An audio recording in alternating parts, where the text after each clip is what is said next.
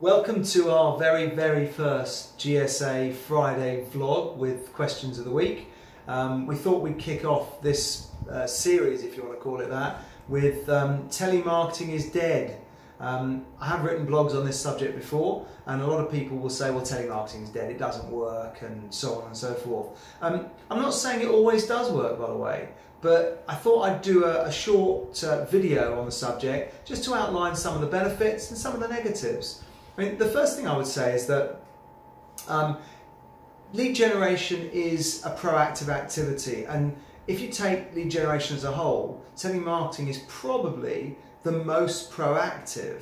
Now, generally speaking, with most media, with most marketing channels, you've got to wait for a result. So whether you're advertising or even pay-per-click or going to an event or something like that, typically you have to wait for a result. One thing about telemarketing is that you don't have to wait, you call. Now, that doesn't mean stalk people, or it doesn't mean call them over and over and over again in the first 3 days. It does mean that you can consistently have a process of following up, and especially if there's some future interest in that. Now, the other thing that telemarketing can do is it can amplify other channels. So for example, if you have done an event and you need to get to those 100, 200, 300 leads quickly before your competitors, you can use telemarketing. Or what about click-throughs, people who come and put an inquiry in on a form on your website, that kind of thing. If you don't get to these people quickly, then potentially the opportunity may dissipate. And telemarketing, an outbound call to those people, will make them feel that you're a professional organisation and that you really want to do business with them.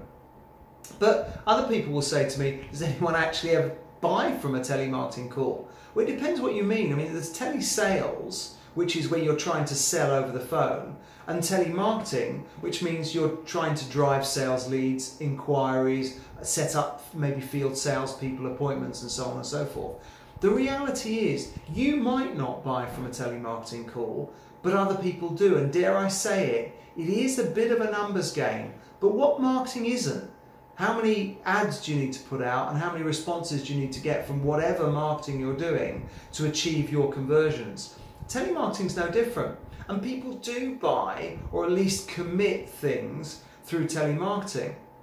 And that's why some of the largest companies in the world with high values of sale still use telemarketing. I mean, we work with a number of companies such as, in the past, Honeywell, Veolia, and so on, all of whom use telemarketing as part of their sales strategy. So it may be that you personally don't buy or receive cold calls, and maybe not all of them are cold calls. They could be warm calls following up, as I said before. But people do engage through those outbound calls in essence. The other question I'm often asked is, well, hasn't telemarketing, isn't it outmoded? Hasn't it been outdated by social? I'm a massive advocate of social and of online marketing. Why do you think we're doing these vlogs in the first place? And we've got 30, 40 videos on our site. We're doing 2 more a month. We're adding these to it. We've got infographics, and we're going to be doing a whole host more of those soon. And we use Twitter and Facebook and LinkedIn and all those things. We do all of that. But that's inbound marketing. And whilst I would endorse that, it doesn't mean you shouldn't have another string to your bow. And therefore, with the proactivity that you can get out of telemarketing and targeting the right people, and don't forget, you can access them on LinkedIn as well, that can be a real asset for your sales strategy. And don't forget, you can bring these things together. So, for example, I can do an advanced search on LinkedIn or use Sales Navigator. I can identify the right people I want to connect with. I can connect with them and send them what we call a soft message around some of the solutions that we offer, or maybe hopefully a link to a blog or something like that. And then a few days later or a week later, perhaps you can put in a sales call. Now, again, I would stress it shouldn't be a sales call where you're pitching something, because you need to do better than that and have some build rapport with them. But a gentle call to say, hey, did you get my message? Would love to have a coffee, might be exactly the thing that you need. So telemarketing alone, is it dead? I don't think it's dead. Has it changed? Absolutely. Should you use it? Don't know, depends on your business. Should you consider it? Definitely.